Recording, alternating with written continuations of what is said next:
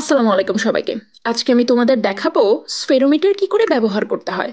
তো চলো আগে দেখে নেই পরীক্ষাটি করতে আমাদের কি কি দরকার।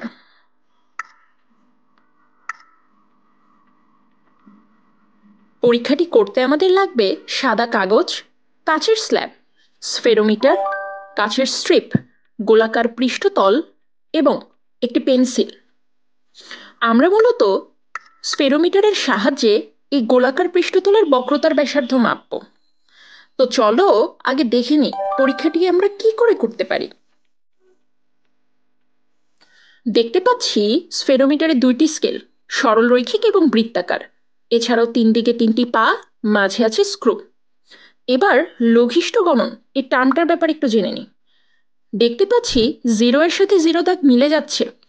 এবার যদি আমি বৃত্তাকার স্কেলটিকে 4 বার ঘুরাই, তবে দেখব তা সরলরৈখিক স্কেল বরাবর 4 মিলিমিটার নেমে গিয়েছে। তার মানে একবার ঘোরালে 1 মিলিমিটার নামবে। এই 1 মিলিমিটারটাকে আমরা বলে থাকি পিচ। এই পিচকে বৃত্তাকার স্কেলের ভাগ সংখ্যা অর্থাৎ 100 দ্বারা ভাগ করলে আমরা যা পাই তাই হলো লঘিষ্ঠ গণন। এবার সাদা কাগজের ওপর স্ফেরোমিটারটিকে রাখবো, 3 পায়ে 3টি দাগ টানবো। এবার দাগগুলোকে পরিমাপ করব। দেখতে পাচ্ছি সবই 4 মিলিমিটার। সব সময় যে এত সুন্দর মিলে যাবে তা কিন্তু নয়। এবার আমাদের কাজ হলো 3টা পায়ের দূরত্বকে গড় করে ফেলা। এবার অবতল পৃষ্ঠের বক্রতার ব্যাসার্ধটা বের করি। কাচের স্ল্যাবের উপর গোলাকার পৃষ্ঠতল রেখে স্ফেরোমিটারটিকে এমনভাবে ঘোরাবো যাতে এটি স্টেবল থাকে, অর্থাৎ কোনো নড়চড় যাতে না হয়। আবার খুব বেশি চাপও কিন্তু দেওয়া যাবে না। দেখতে পাচ্ছি 5 ডিভিশনের সাথে মিলে গিয়েছে। এটি আমরা নোট ডাউন করে রাখলাম। এবার পৃষ্ঠতলটি সরাই, কাচের স্ল্যাবের উপর রেখে আবার স্টেবল করি। দেখতে পাচ্ছি 50 ডিভিশনের সাথে মিলে গিয়েছে। তাহলে যা যা আমরা পেলাম সবই আমরা হিসাব নিকাশের খাতায় তুলে ফেললাম।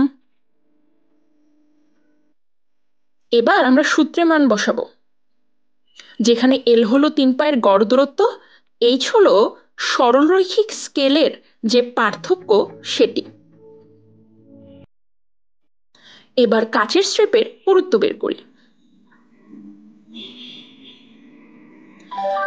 স্ফেরোমিটারটির নিচে কাচের স্ল্যাবটি এমনভাবে রাখবো যাতে করে 3 পা বাইরে থাকে এবং মাঝের যে স্ক্রুটি আছে সেটি স্ট্রিপের উপরে থাকে।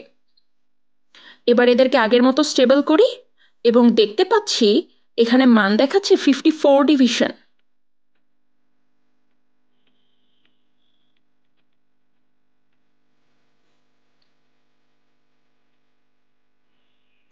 এবার কাচের স্ল্যাবটি সরিয়ে সমতল পৃষ্ঠের উপরে স্ফেরোমিটারটিকে রাখি এবং ঠিক আগের মতো 4টা পা স্টেবল করি।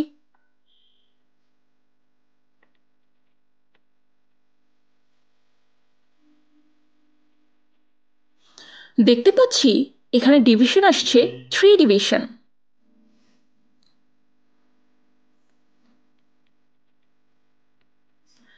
এবার ঠিক আগের মতো প্রয়োজনীয় হিসাব নিকাশ করে ফেলি। তাহলে কাচের প্লেটের পুরুত্ব চলে আসছে 3.51 মিলিমিটার। এই হলো আমাদের শেষ অবধি যে ফলাফল